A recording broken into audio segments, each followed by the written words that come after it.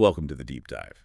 Today we're really digging into a crucial 20-year stretch in American history. We're kind of shifting the lens, moving beyond the early 60s civil rights focus to look at this just massive explosion of activism that happened between 1960 and 1980. Yeah, it really reshaped what equality even meant in America. Exactly. And it wasn't just one single movement, right? It was so many diverse groups mobilizing all at once. We're talking Latino, American Indian, Asian American, feminist, LGBTQ plus activists, all demanding to be heard. That's spot on. And our goal today, our mission, is to understand not just what they were asking for, which, broadly speaking, was social, economic, legal equality, but really how they went about it. The strategies they used. Precisely. How they tackled these deep historical injustices. Because this generation, they really did expand the definition of civil rights. They were often explicitly rejecting the values, the social and political norms of previous generations. And demanding fundamental change, like right now. Yes, fundamental, immediate, comprehensive change. It was a pretty radical departure in many ways. Okay, let's start to unpack this expansion. Where should we begin? Maybe where labor exploitation and cultural identity really collided. The Latino movements, often called the Chicano movement. That's a great place to start because the central tension there was, well, it was complex. You had severe labor exploitation, especially in agriculture. Yeah. You had massive educational inequities, political marginalization, and all this while activists were also trying to forge this distinct, powerful Chicano identity, one that celebrated their heritage instead of, being forced to assimilate or hide it. So the most visible example, the one people often know, is the United Farm Workers, the UFW, co-founded in 1962, Cesar Chavez, Dolores Huerta. We hear the names, but what made their approach just so effective? Well, what's really fascinating is their mastery of nonviolent but highly strategic resistance. And it reached way beyond the fields in California. They didn't just organize local strikes or collective bargaining, though they did that too. Right. Their masterstroke was the nationwide grape boycott. They really understood the power of the consumer. Ah, okay. So it wasn't just about the workers refusing to work locally. It was about taking the fight national. Exactly. By targeting a consumer good, something people bought in stores everywhere, they brought moral pressure. They got students involved, religious groups, ordinary citizens in cities across the country. Putting pressure on the big agricultural companies. Huge pressure. And that boycott, it was incredibly successful. It led to better wages for farm workers, improved working conditions, sure, but maybe just as importantly, it gave Latino activism this powerful national visibility. It showed it was a real political force. But the broader Chicano movement, El Movimiento, it wasn't only about labor, was it? We also saw the rise of, let's say, more militant youth groups. Like the Brown Berets in East LA, shows a diversity of tactics. Absolutely. The Brown Berets focus more on the urban experience, things like combating police brutality, which was rampant, pushing for bilingual education in schools, and they often linked their struggle to broader anti-war activism too. So this movement, El Movimiento, it was political, yes, but also deeply cultural, reclaiming heritage, asserting that Chicano identity, fostering Latino empowerment. And that pressure eventually led to changes. Yeah, definitely contributed to pressure for legislative reforms, both in labor and education across the country eventually. Okay, so we have this mix. Successful, nonviolent labor action, militant youth identity movements. Let's pivot now to another group that used these really high-profile, symbolic protests, often occupations, to force a national conversation, the American Indian movements. Why was occupation such a key strategy for them? Well, the strategies really had to be different because the core demands are different. For American Indians, the fight was primarily about tribal sovereignty, about enforcing treaties that have been broken for centuries, about cultural survival. Right, so labor strikes wouldn't really apply in the same way. Exactly. But occupying federal land, claiming it based on those broken treaties, that made a hugely powerful political statement. It spoke to continuity, to ownership, to the fact that these issues weren't just historical footnotes. And the key organization really pushing this was the American Indian Movement, AIM, founded in '68 by Dennis Banks and others. Strong focus on treaty rights, police brutality, too. And their actions were chosen very strategically for maximum impact. Think about the occupation of Alcatraz. Started in 69, went on for 19 months. 19 months. Wow. Yeah, a really long symbolic protest, claiming that federal land that abandoned prison under the terms of a 19th century treaty, it was brilliant political theater, in a way. Got massive media attention. Huge international coverage. It absolutely grabbed the media's attention, forced a federal response, and just powerfully reasserted Native American presence and rights into the national conversation. And the intensity just ratcheted up a few years later, didn't it? Wounded Yeah. Knee, 1973. That was a 71-day standoff. Incredibly tense. And it wasn't just aimed at the federal authorities. It was also pushing back against what they saw as corrupt tribal leadership collaborating with the government. So internal conflict as well. Absolutely. It starkly highlighted the persistent injustice, the failure of federal policy, the broken treaties, and this activism, championed by figures like Clyde Warrior, who really focused on getting youth engaged. It did lead to concrete change. You mentioned that concept earlier, self-determination. That seems huge here. Did this activism actually manage to fundamentally change the relationship with the federal government for you, the listener? It absolutely did. This wave of activism directly contributed to the Indian Self-Determination and Education Assistance Act of 1975. This was monumental. Why monumental? Because it officially ended the disastrous federal policy of assimilation and termination. That policy had aimed to basically dissolve tribes for decades. This act did the opposite. It granted tribes much greater autonomy, real control over their own lands, their education systems, law enforcement. So a massive step towards genuine sovereignty. A massive win, yes. Truly shifted the dynamic. Okay, from sovereignty struggles, let's shift again. Let's talk about Asian American movements. What really seems to stand out here is how they tackled discrimination, but maybe less through direct confrontation initially, and more through building these strong coalitions, often cross-cultural ones. That's a really key strategic element for Asian American activism in this era. Solidarity. Yes, they were fighting discrimination, lack of political representation, educational issues, all very real problems. But a major priority was building Pan-Asian unity. Meaning bringing together different Asian communities. Exactly, bringing together Chinese, Japanese, Filipino, Korean, other communities who hadn't always seen themselves as one political bloc. Promoting that unity was a political act in itself. And we see organizations like the Asian American Political Alliance, the AAPA, founded by Emma Yi, Yuji Ichioka.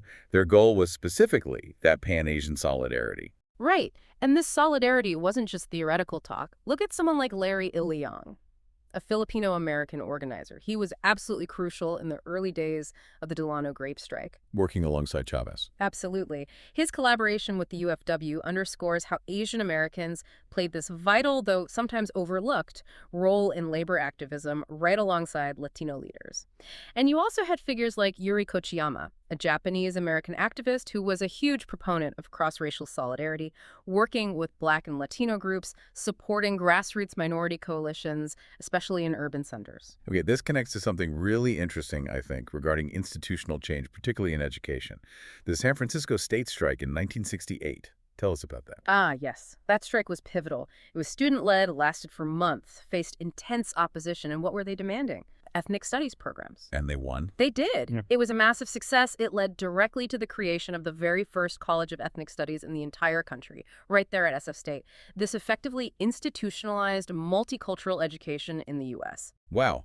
So that victory wasn't just for Asian Americans. Not at all. It profoundly changed how history, culture, and identity were taught and studied in universities. It opened the door for Black studies, Chicano studies, Native American studies. It benefited all minority groups and really challenged the traditional Eurocentric curriculum. It provided a template. A template for academic and political demands. Okay, let's pivot now to the second wave of feminism.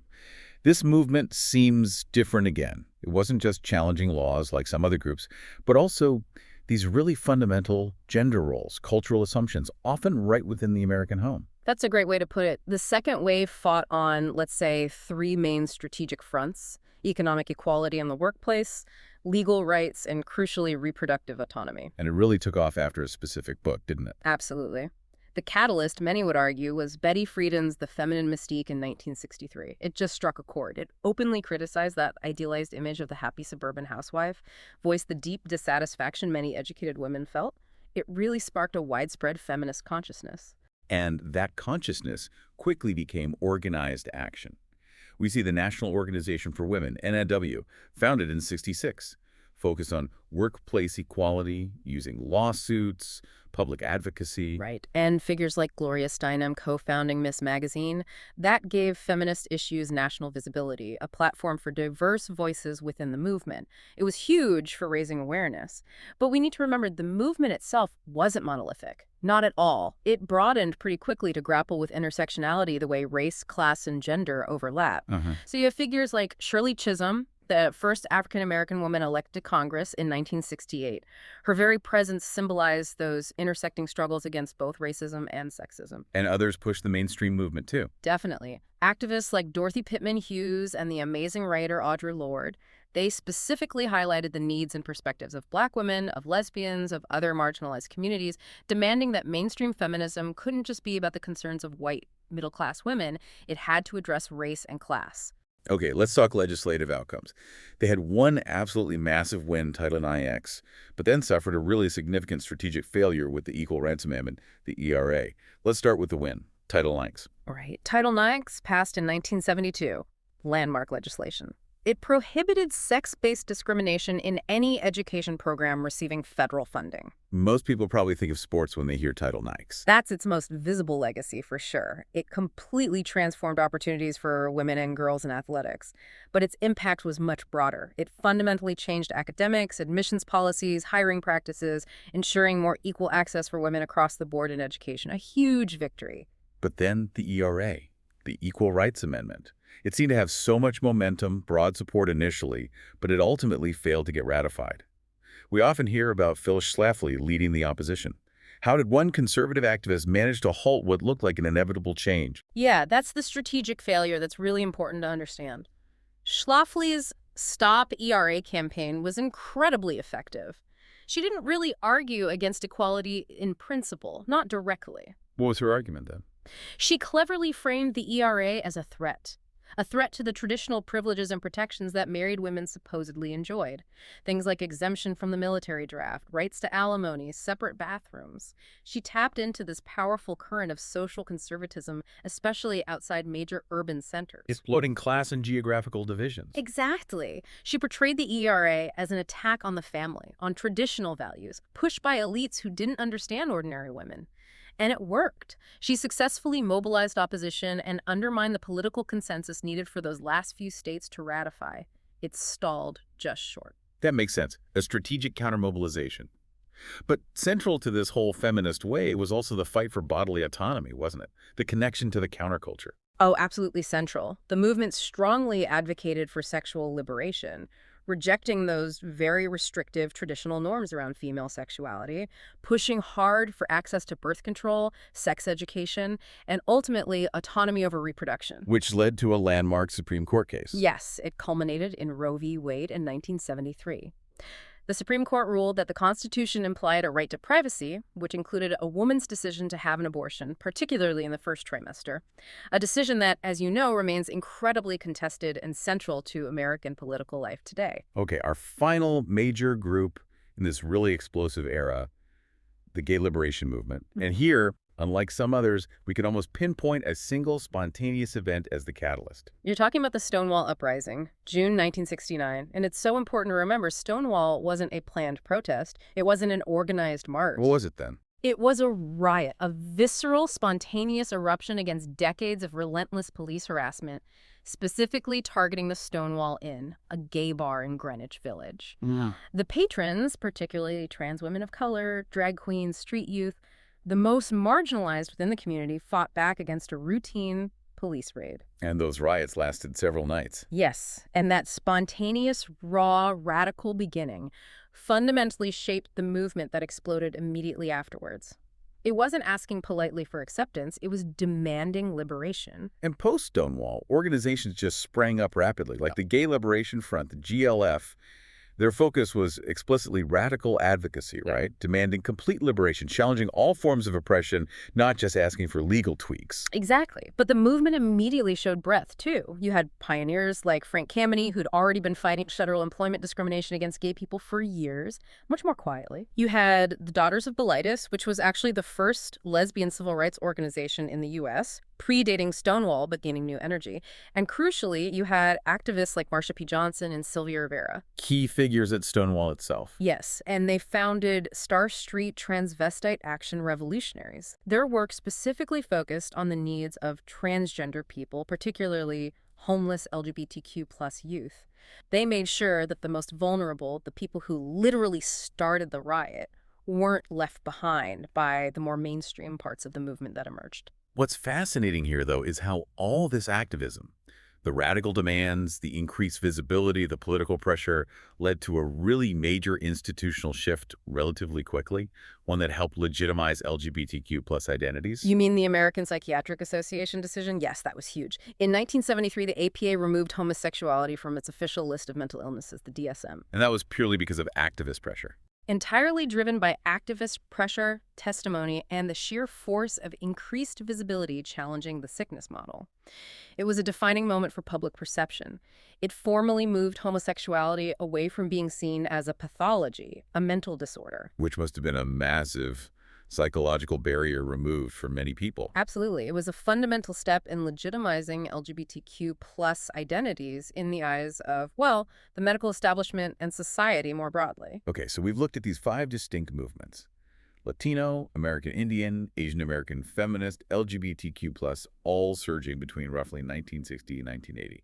When we look at this period as a whole, what's the common thread? Yeah. They seem different, but there's clearly some shared DNA here. I think the common thread running through all these incredibly diverse movements is this powerful demand for comprehensive self-determination. It wasn't just about asking for a seat at the existing table or integrating into existing systems on unequal terms. It was about changing the table itself. Or building new tables altogether. It was about fundamentally restructuring society. We saw demands for tribal sovereignty, a unique form of self-determination. We saw the reclaiming of cultural identity, whether it was Chicano identity, Pan-Asian solidarity, Right. and we saw direct challenges to these deeply entrenched social norms around gender roles, family structures, sexuality. These groups used every strategic tool in the book: labor strikes, boycotts, occupations, media spectacles, legislative lobbying, court cases, symbolic protests, all aimed at fundamentally redefining what equality and autonomy meant in America. So we've really established how these varied movements mobilized, often learning from each other, sometimes working in coalitions, to secure some really lasting wins, changes that reshape the educational landscape, the legal framework, the political consciousness of the country. Absolutely. And this maybe brings us to a final thought, something for you, the listener, to kind of mull over after this deep dive. Okay, what's that? How did that specific push for things like ethnic studies programs and the broader emphasis on cultural revitalization, which were such central victories for the Chicano and Asian American movements we discussed, how did that fundamentally change the relationship between identity, education, and political power in the United States? And maybe more importantly, how do we still see the effects, the legacy of that institutional change playing out today?